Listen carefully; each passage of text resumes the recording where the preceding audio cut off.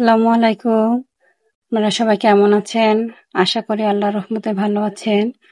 আমিও আল্লাহর রহমতে ভালো আছি। ভিডিওটা দুপুরে কি রান্না করব সেটাই আপনাদের সাথে এখন শেয়ার করব। আজ বেশি কিছু রান্না করব না, যা যা রান্না করব সব আপনাদের সাথে শেয়ার করব। সবকিছু কেটে দিয়ে পরিষ্কার করে নিয়েছি।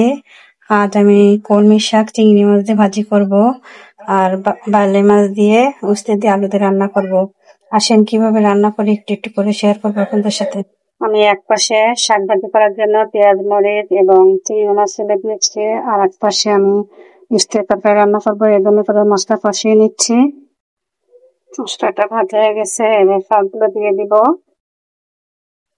উস্তে দিয়ে রান্না করবো, মাছটা কষিয়ে উঠে রেখে দিব। আজ মাছটা ভেজে রান্না করব না, এভাবে রান্না করব।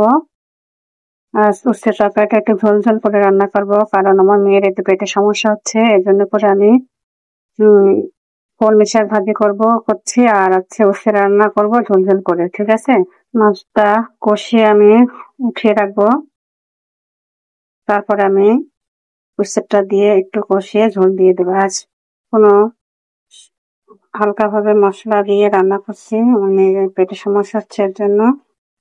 মশলা কষানোর পর আমি উস্তাটা দিয়ে দিয়েছি, এটা একটু কষানোর পরে ঝোল দিয়ে দিব, একটু ঝোল ঝোল করে রান্না করব। এদিকে আমার শাকটা প্রায় শাক সিদ্ধ হয়ে গেছে, এবার আমি ভেজে নেব। শাক ভাজার কালারটা দেখছিল আমার খুব ভালো লাগে, সবুজ আর সবুজ কালিতে চিংড়ি মাছ একটা বাসন্তী কালার, একটা সুন্দর কম্বিনেশন কালার চলে আসে। আমার ভিডিও যদি আপনাদের ভালো লেগে থাকে সবাই লাইক কমেন্ট শেয়ার করবেন এবং অন্যকে দেখার সুযোগ করে দিবেন। আপনি যদি আমার পেজে নতুন হয়ে থাকেন পেজটি ফলো দিয়ে নতুন নতুন ভিডিও দেখার জন্য পেজটি ফলো দিয়ে রাখবেন এবং সাবস্ক্রাইব করে রাখবেন। এদিকে আমার তরকারিটা কষানো হয়ে যাচ্ছে। আপনারা সবাই এত ভালোবাসেন, আপনাদের ভালোবাসায় আমিও নতুন নতুন কিছু করার উৎসাহিত হই। বেশি কষাবো না, মায়ের পেটের সমস্যার কারণে আমি খুব সাধারণভাবে রান্না করছি। এবার ঝোল দিয়ে দিব, একটু ঝোল ঝোল করে রান্না করবো। আপনারা কোন ধরনের ভিডিও দেখতে চান একটু কমেন্টস করে জানাবেন, আমি ইনশাল্লাহ সে ধরনের ভিডিও করার চেষ্টা করব। আশা করি আপনাদের ভালো লাগবে, আপনারা আমার এভাবে পাশে থাকবেন।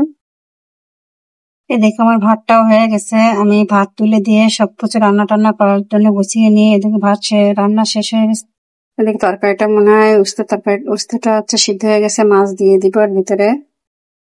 খুব সাধারণভাবে রান্না করছি, একটু ঝোল ঝোল ঝোল করে রান্না করে মেয়েকে খেতে দেব। শাক ভাজিটা প্রায় শেষের দিকে হয়েছে। সবাই ভালো থাকবেন, আমাদের দোয়া করবেন, ভালোবাসা দিয়ে যাবেন। আল্লাহ হাফেজ, আসসালামু আলাইকুম।